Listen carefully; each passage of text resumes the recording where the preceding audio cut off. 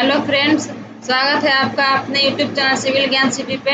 ठीक है, तो ये भूगोल का जो सेशन चल रहा था उसका आज नेक्स्ट टॉपिक है। आज का टॉपिक है भौगोलिक भौगोलिक स्थलाकृतियाँ। ठीक है, मतलब भौगोलिक स्थलाकृति से संबंधित इसमें प्रश्न होंगे, जैसे मतलब नदी द्वारा कौन सा स्थलाकृति बनता है, हिमनद द्वारा कौन सा बनता है, बर्फ द्वारा कौन सा बनता है, पवन द्वारा कौन बनता है। मतलब इन सब के द्वारा बनने वाले आकृतियों के बारे में आज हम लोग समझेंगे। ठीक है, चलिए स्टार्ट करते हैं। देखिए, अपवर्तन के सामान्य चक्र में पुनर्यौवन को दर्शाने वाली स्थलाकृति कौन सी है। ठीक है, अपवर्तन के सामान्य चक्र में कौन सी आकृति बनती है, तो इसका करेक्ट आंसर हो जाएगा अधिकृत विसर्प। विसर्प टाइप की मतलब आकृति बनती है। ठीक है, चलिए नेक्स्ट क्वेश्चन देखते हैं। संप्राय मैदानों का निर्माण नदी को किस अवस्था में होता है। मतलब संप्राय मैदान का निर्माण नदी किस अवस्था में जाती है, तो संप्राय मैदान का निर्माण होता है। तो नदी जीर्णावस्था में जाती है यानी वृद्धावस्था में जाती है, तो तब संप्राय मैदान का निर्माण करती है। चलिए नेक्स्ट क्वेश्चन देखते हैं। निम्नलिखित में से कौन नदी का निक्षेपात्मक स्थल स्वरूप नहीं है। कौन नदी का निक्षेपात्मक स्थल रूप नहीं है। ठीक है, तो इसका आंसर हो जाएगा नदी विसर्प या मीनांडर। नदी विसर्प या मीनांडर जो है ये मतलब नदी का निक्षेपात्मक स्थल रूप नहीं है। ठीक है, नेक्स्ट क्वेश्चन देखते हैं। चाप झील तथा विसर्प नदी घाटी के किस भाग के लक्षण हैं। चाप झील तथा विसर्प मतलब विसर्प जैसी आकृति नदी के किस मार्ग में जाती है, तो ऐसा आकृति बनता है। ठीक है, तो इसका आंसर हो जाएगा मध्य मार्ग के लक्षण है। ठीक है, चलिए नेक्स्ट क्वेश्चन देखते हैं। नदियों द्वारा अपने किनारों पर प्राकृतिक रूप से बनाए गए बांधों को किस नाम से जाना जाता है। नदियों द्वारा अपने किनारों पर प्राकृतिक रूप से बनाए गए बांधों को किस नाम से जाना जाता है, तो इसका आंसर हो जाएगा लेविज के नाम से उसे जाना जाता है। ठीक है, चलिए नेक्स्ट क्वेश्चन देखते हैं। नदी के उस मुहाने पर जहां से नदी समुद्र में गिरती है त्रिकोण रूप से जलोढ़ मिट्टी का भंडार कहलाता है। मतलब त्रिकोण रूप से ऐसे आकृति बनाती है तो उसको हम लोग क्या बोलते हैं, तो उसको हम लोग डेल्टा बोलते हैं। हम लोग जानते हैं कि नदी जब अपने मुहाने पर जाकर समुद्र में गिराती है तो डेल्टा बनाती है, जो त्रिकोण रूप में होता है, तो इसीलिए उसको डेल्टा बोलते हैं। ठीक है, चलिए नेक्स्ट क्वेश्चन देखते हैं। भी आकार की घाटी किससे बनती है। भी आकार की घाटी किस स्थलाकृति से बनती है। हवा से बनती है या भूमिगत जल से या नदी से या हिमनद से, तो ये बनती है नदी से भी आकार की घाटी बनती है। चलिए नेक्स्ट क्वेश्चन देखते हैं। क्षारण झील है, क्षारण झील किसको बोलते हैं हम लोग। ठीक है, तो परित्यक्त नदी मोड़ को हम लोग क्षारण झील बोलते हैं। Next question. नदी के अपवर्तन से बनी स्थलाकृति है। नदी जब अपवर्तन करती है तो उससे कौन सी आकृति बनती है, तो ये गार्ज आकृति बनता है, गार्ज टाइप का आकृति बनता है। ठीक है, नदी के निक्षेपण से बनी अपवर्तन से ये गार्ज बनता है और निक्षेपण से क्या बनता है, तो निक्षेपण से प्राकृतिक तटबंध बनते हैं। ये याद रखिएगा आगे। नदियों के अपवर्तन से गार्ज बनता है और नदी जब निक्षेपित हो जाती है तो प्राकृतिक तटबंध बनता है। ठीक है, नेक्स्ट क्वेश्चन। निम्नलिखित में से कौन सी स्थलाकृति का निर्माण नदी की युगावस्था में होता है। इस आकृति का निर्माण युगावस्था में होता है, तो युगावस्था में कौन सा होता है, गार्ज का निर्माण करती है। नदियां युवावस्था में होती है तो गार्ज का निर्माण करती है, और जीर्णावस्था यानी वृद्धावस्था में होती है तो कौन सा मैदान का, तो संप्राय मैदान का। इसे आगे हमको बताया है आप लोगों को। ठीक है, चलिए नेक्स्ट क्वेश्चन। अर्धचंद्राकार मरुस्थलीय आकृति किस नाम से जाना जाता है। जो बालू स्तूप द्वारा जो बनता है आकृति अर्धचंद्राकार मरुस्थल में, उस आकृति को किस नाम से जाना जाता है, तो उसको हम लोग किस नाम से जानते हैं, उसको हम लोग बरखान के नाम से जानते हैं। Next question. बहते हुए नदी जल द्वारा निर्मित आकृति विहीन मैदानों को निम्नलिखित में से किस नाम से जाना जाता है। मतलब बहते हुए नदी जल किसी आकृति विहीन मैदानों को किस नाम से जाना जाता है, तो उसको हम लोग बोलते हैं पेनी प्लेन के नाम से जाना जाता है। पवन के अपवर्तनात्मक कार्यों के परिणाम स्वरूप 3 फलक या पार्श्वों वाले कठोर शैलों के टुकड़ों को किस नाम से जाना जाता है? मैंने पवन द्वारा ये 3 फलक या पार्श्व कठोर का टुकड़ा बनता है, इस टाइप का टुकड़ा बनता है, ऐसे टुकड़ा बनता है, ऐसे टुकड़ा बनता है, ठीक है, पवन द्वारा, ठीक है। तो इसको हम लोग क्या बोलेंगे? इसको बोलते हैं ड्राई कांटर इसको बोला जाता है, ठीक है, इसको ड्राई कांटर बोला जाता है। चलिए नेक्स्ट क्वेश्चन देखते हैं। रेगिस्तानी भागों में बरखानों की 2 समांतर श्रेणियों के मध्य रेत मुक्त गलियारा जिससे होकर कारवां मार्ग आगे बढ़ता है क्या कहलाता है? समांतर श्रेणी में रेगिस्तानी में जो बरखान नहीं बताया है वो बरखानों को 2 समांतर श्रेणी के मध्य रेत मुक्त गलियारा जिससे होकर कारवां मार्ग आगे बढ़ता है क्या कहलाता है? तो वो कहलाता है गासी, वो गासी कहलाता है, ठीक है, वो गासी कहलाता है। चलिए नेक्स्ट क्वेश्चन देखते हैं, डी होगा इसमें। नेक्स्ट क्वेश्चन, लोयस जमाव के अति वृहत क्षेत्र मिलते हैं। लोयस जमाव के अति वृहत क्षेत्र कहाँ मिलते हैं? तो ये मिलते हैं उत्तरी चीन में मिलते हैं, उत्तरी चीन में। नेक्स्ट क्वेश्चन, मरुस्थलीय क्षेत्रों से पवन द्वारा उड़ाई गई रेत की बड़ी मात्रा के निक्षेपण से निर्मित स्थल रूप को क्या कहा जाता है जिसका नाम फ्रांस के अल्सस प्रांत में स्थित एक ग्राम के नाम पर किया गया है? उसको क्या बोला जाता है? उसको बोला जाता है लोयस उसको बोला जाता है, उसको लोयस का मैदान बोलते हैं, ठीक है। नेक्स्ट क्वेश्चन, मरुस्थलीय भागों में असामयिक वर्षा से बनी अल्पकालिक झीलों के सूख जाने पर सिल्ट एवं नमक के निक्षेपण से बनी समतल स्थलाकृति को क्या कहा जाता है? क्या कहा जाता है? उसको तो प्लाया बोला जाता है, प्लेया बोला जाता है, ठीक है, प्लेया या प्लाया। चलिए नेक्स्ट क्वेश्चन देखते हैं। देखिए लोयस का निर्माण होता है तो ये हो जाएगा पवन से लोयस का निर्माण होता है। चंद्राकार बालू के टीले को कहते हैं, चंद्राकार बालू के टीले को हम लोग क्या बोलते हैं? तो चंद्राकार बालू के टीले को हम लोग बरखान बोलते हैं। अभी बताया ना बरखान, ठीक है। चलिए नेक्स्ट क्वेश्चन, अपवर्तन के किस कारक द्वारा बरखान का निर्माण होता है? किसके द्वारा मतलब बरखान का निर्माण होता है? तो ये पवन द्वारा, बताया ना, पवन द्वारा, बालू द्वारा, पवन द्वारा, ठीक है। अपवर्तन के किस कारक द्वारा ज्यूजेन का निर्माण होता है? ज्यूजेन का निर्माण होता है तो ये होता है पवनों द्वारा ही ज्यूजेन बनता है। और जब ये मतलब लगातार ऐसे हो जाता है, बताया अभी, ऐसे लगातार मतलब श्रृंखला में ऐसे हो जाता है, उसको डाइकांटर बोलते हैं, जो ये भी पवन के द्वारा ही बनता है, मतलब पीछे क्वेश्चन बताए थे। चलिए नेक्स्ट देखते हैं, गारा स्थलाकृति कहाँ मिलती है? गारा स्थलाकृति मरुस्थलों में मिलती है, गारा स्थलाकृति मरुस्थल में मिलती है। नेक्स्ट क्वेश्चन, गारा या छत्रक शिला का निर्माण किस दूत द्वारा होता है? माने किस कारक द्वारा होता है? गारा या छत्रक शिला मतलब किसके द्वारा ये बनता है? किस मतलब दूत द्वारा, कारक द्वारा, कौन सा कारक है? ये हो जाएगा पवन, ये भी पवन द्वारा ही बनता है, छत्रक या गारा पवन द्वारा ही बनता है। शिप का निर्माण किससे होता है? शिप का निर्माण भी पवन के द्वारा ही होता है, पवन से ही होता है। रेगिस्तानी क्षेत्रों में पर्वतों से घिरी बेसिन जिसमें चारों ओर से छोटी छोटी नदियां गिरती है, निम्न में से किस नाम से जानी जाती है? तो ये है बाल्सन के नाम से जानी जाती है। नेक्स्ट क्वेश्चन, अफ्रीका के सहारा क्षेत्र में धूल दानव के नाम से निम्न में से कौन जाना जाता है? धूल दानव, डस्ट डेविल के नाम से कौन जाना जाता है? तो इसका आंसर हो जाएगा बालुका स्तूप का खिसकाव, वो धूल दानव के नाम से जाना जाता है। ड्रमलिन क्या है? नेक्स्ट क्वेश्चन, ड्रमलिन क्या है? ठीक है, ड्रमलिन क्या है? तो इसका आंसर हो जाएगा अंडाकार पर्वत, एक अंडाकार पर्वत है ड्रमलिन। नेक्स्ट क्वेश्चन, अंडों की टोकरी स्थलाकृति निम्न में से किससे संबंधित है? अंडों की टोकरी स्थलाकृति अभी बताएं, अंडाकार जो स्थलाकृति क्या बोला जाता है? ड्रमलिन, तो यह ड्रमलिन हो जाएगा। नेक्स्ट क्वेश्चन, भेड़ पीठ शैल या रासमुटाने का निर्माण निम्न में से किस प्रक्रम द्वारा किया जाता है? रासमुटाने का निर्माण किससे होता है?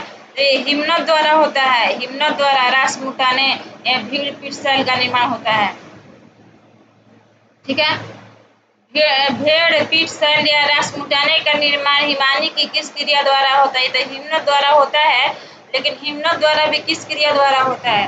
तो ये होता है अपर्दन द्वारा। ये मतलब हिमनद के अपर्दन द्वारा ये होता है। नेक्स्ट क्वेश्चन, यू आकार की घाटी कहाँ पाई जाती है? यू आकार की घाटी हिमानी क्षेत्र में पाई जाती है। यू आकार की घाटी हिमानी क्षेत्र में। और वी आकार की घाटी कौन कौन बनाता है? तो नदियाँ बनाती है। नेक्स्ट क्वेश्चन, मोरेन कहाँ बनते हैं? मोरेन कहाँ बनते हैं? मोरेन कहाँ बनते हैं? तो ये हिमानी क्षेत्र में बनते हैं मोरेन। नेक्स्ट क्वेश्चन, हिमखंड ग्लेशियर के पिंड होते हैं जिनका भाग, हिमखंड जो होते हैं वो ग्लेशियर के पिंड होते हैं जिनका भाग समुद्र तल से ऊपर होता है। इसका आंसर होगा समुद्र तल से ऊपर होता है। चलिए नेक्स्ट क्वेश्चन देखते हैं, लटकती घाटियाँ कहाँ पाई जाती है? लटकती घाटियाँ कहाँ पाई जाती है? तो लटकती घाटियाँ भी हिमानी क्षेत्र में पाई जाती है, यानी हिमनद द्वारा भी लटकती घाटियाँ मतलब किसके द्वारा बनती है? तो ये भी हिमनद द्वारा ही बनती है। चलिए नेक्स्ट क्वेश्चन, ड्रमलिन के बारे में क्या सत्य है? ड्रमलिन, ड्रमलिन किससे बनता है? ड्रमलिन किससे बनता है? ये बताया ना अभी आपको। ड्रमलिन, ड्रमलिन क्या है? मतलब ये अंडकार पर्वत है। ये किससे संबंधित है? देखिए क्वेश्चन, ये इसके बारे में कि मतलब ये किससे बनता है। अब ये क्वेश्चन है कि ये किससे बनता है। ड्रमलिन तो एक अंडकार पर्वत है, लेकिन ये बनता किससे है? तो ये हिमानी क्षेत्र के उल्टी नाव के आकार की स्थलाकृति होता है। ठीक है, तो इसमें क्या हो जाएगा? हिमानी क्षेत्र के उल्टी नाव के आकार की स्थलाकृति। मतलब ड्रमलिन जो बनता है, ड्रमलिन जो आकृति बनता है, यह हिमानी क्षेत्र में बनता है, यानी हिमानी हिम द्वारा बनता है। ठीक है, तो नेक्स्ट क्वेश्चन देखते हैं। देखिए एरिट है, एरिट किसको बोला जाता है? तो एरिट हिमानी प्रदेश में कंघीनुमा तेज किनारे वाली नग्न चट्टानों की दीवार को बोला जाता है। यानी ये एरिट भी है जो हिमानी मतलब द्वारा बनता है, हिम द्वारा बनता है। ठीक है, ये कंघी नुमा मतलब कंघी के आकार का तेज आकार के तेज किनारे वाली नग्न चट्टानों की दीवार होता है, इसे एरिट बोला जाता है। चलिए नेक्स्ट क्वेश्चन देखते हैं, हिमनद निर्मित घाटी अंग्रेजी के किस अक्षर की तरह होता है? हिमनद द्वारा जो घाटी बनता है वो अंग्रेजी के किस किस अक्षर द्वारा होता है? तो ये होता है, ये यू आकार के होता है। मतलब हिमनद जो है मतलब हिम जो यू आकार की घाटी बनाती है, और वी आकार की घाटी कौन बनाता है? ये तो नदियाँ बनाती है। ठीक है, ये याद रखिएगा, ये इम्पोर्टेंट क्वेश्चन है। ठीक है, नेक्स्ट क्वेश्चन, हिमनदों द्वारा जमा किए गए अवसाद जब गोलाकार पहाड़ियों का रूप धारण कर लेता है तब उसे क्या कहा जाता है? जब वह गोलाकार पहाड़ियों का रूप धारण कर लेता है तब उसे क्या बोलते हैं? तो उसे बोलते हैं ड्रमलिन। इसी को ड्रमलिन बोला जाता है जब गोलाकार पहाड़ी का आकृति का रूप ले लेता है। ठीक है, नेक्स्ट क्वेश्चन, टेम्ब्लो स्थलाकृति का निर्माण किस प्रक्रम द्वारा होता है? टेम्ब्लो स्थलाकृति किसके द्वारा बनता है? तो ये बनता है सागरीय तरंग, सागर द्वारा जो तरंग उत्पन्न होता है उसके द्वारा बनता है। नेक्स्ट क्वेश्चन, स्टैक स्थलाकृति बताना है। स्टैक स्थलाकृति जो है का निर्माण निम्नलिखित में से किस प्रक्रम द्वारा होता है? तो ये बनता है, ये भी सागरीय लहर द्वारा, ये भी सागरीय लहर द्वारा बनता है। तो यहाँ सागरीय लहर द्वारा कौन कौन सा आकृति बनता है? तो सागरीय लहर द्वारा टोम्बोलो स्थलाकृति और स्टैक स्थलाकृति। नेक्स्ट क्वेश्चन देखते हैं, पिंगो स्थलाकृति निम्न में से किस क्षेत्र में पाया जाता है? यानी पिंगो स्थलाकृति किस क्षेत्र द्वारा बनता है, किस क्षेत्र में बनता है या किस क्षेत्र में पाया जाता है? तो ये है, इसका हो जाएगा आंसर परिहिमानी। परिहिमानी क्षेत्र में ये पाया जाता है। क्या?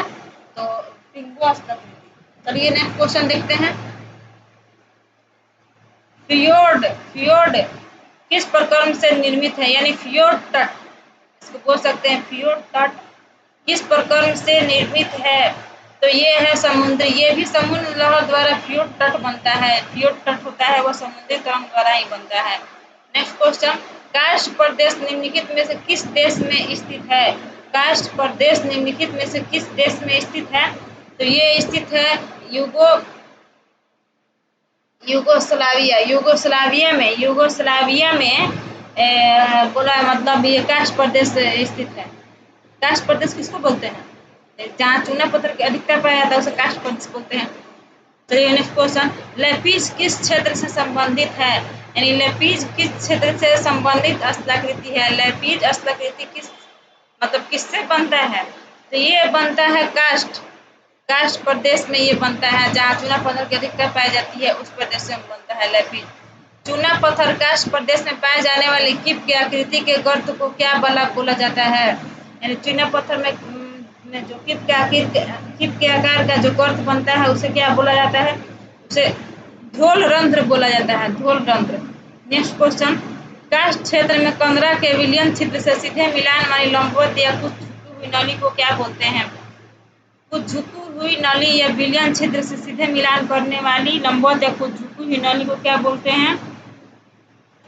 इसको बोला है पोनोर बोलेंगे, इसको पोनोर बोला जाता है। ठीक है, चलिए नेक्स्ट क्वेश्चन देखते हैं। कास्ट प्रदेशों में डोलाइन की ऊपरी सतह के ध्वस्त हो जाने एवं ऊपरी भाग के खुल जाने के निर्मित छिद्र को क्या बोला जाता है?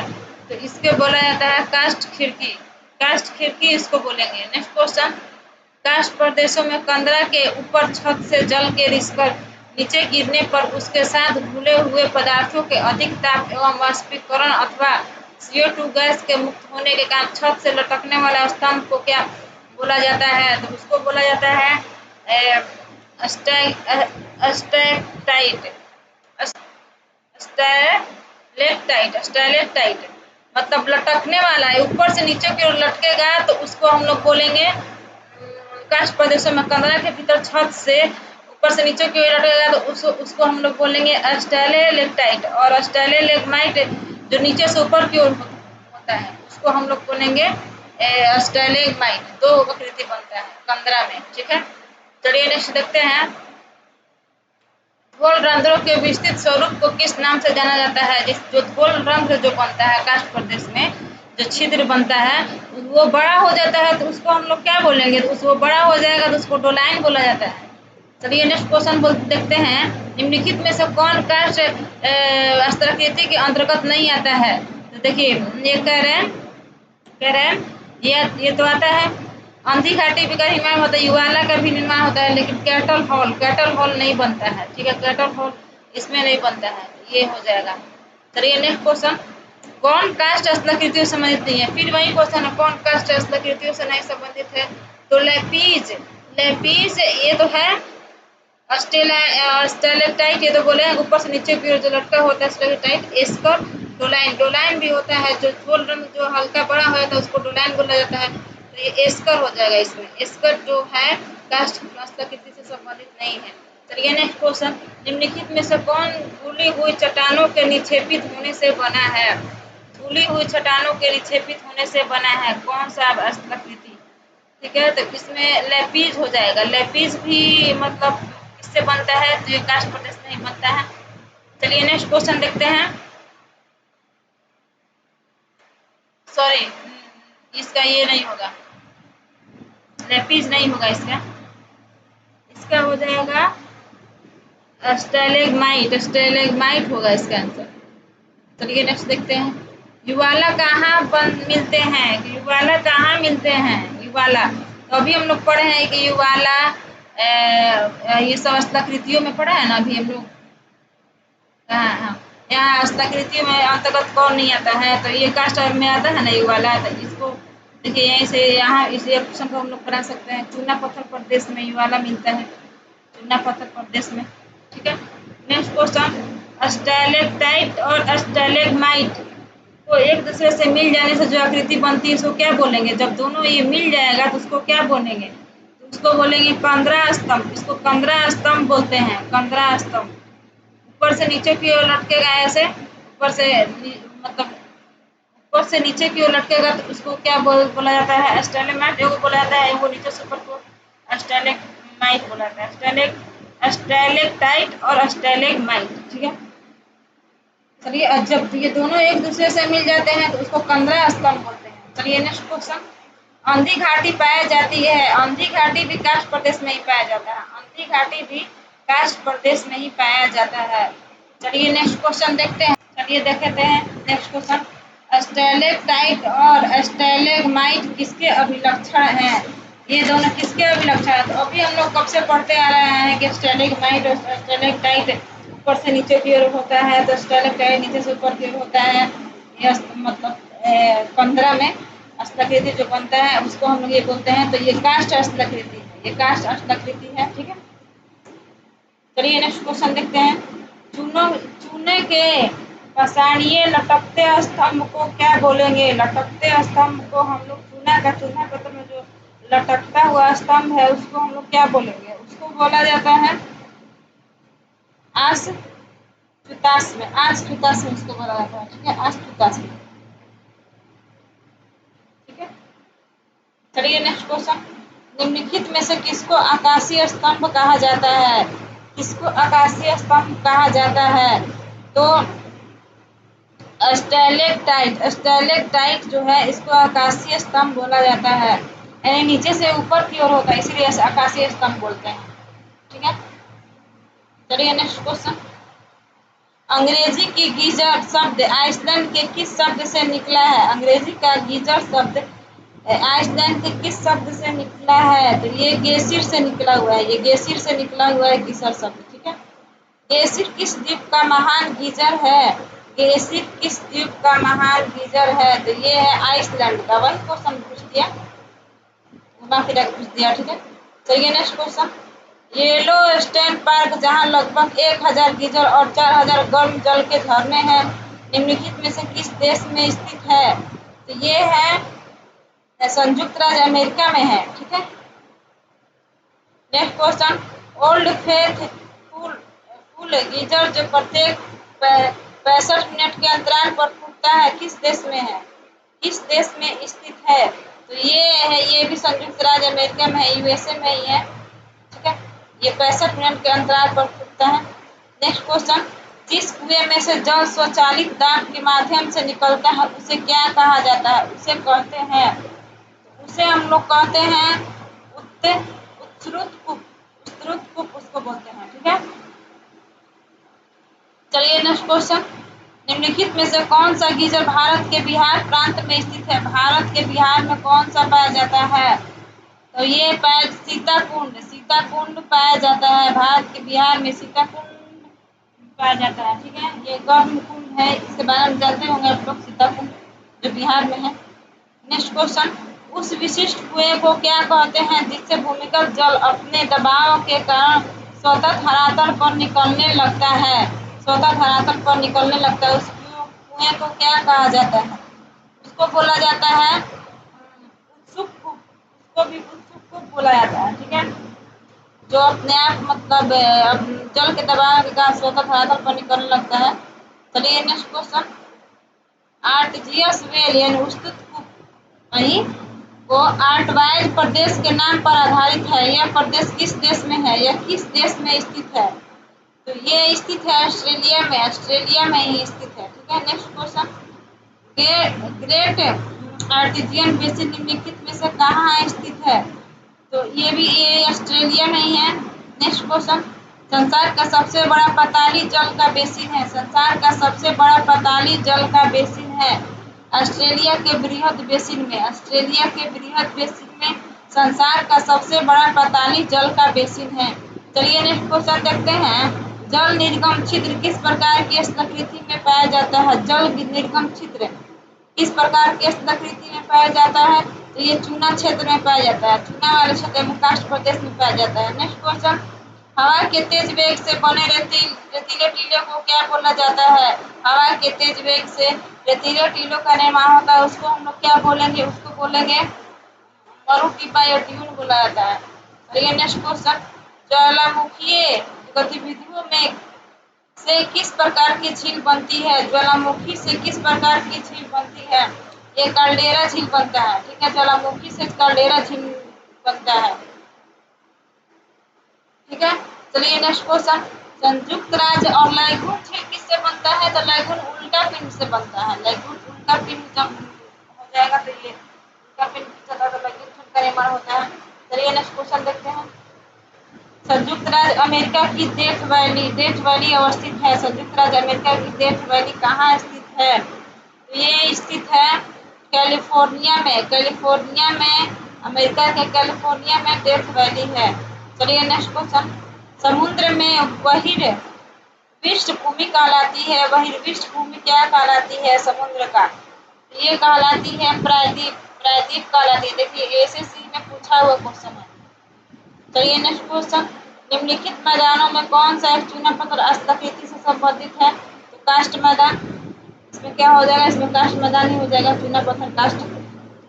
चलिए नेक्स्ट क्वेश्चन।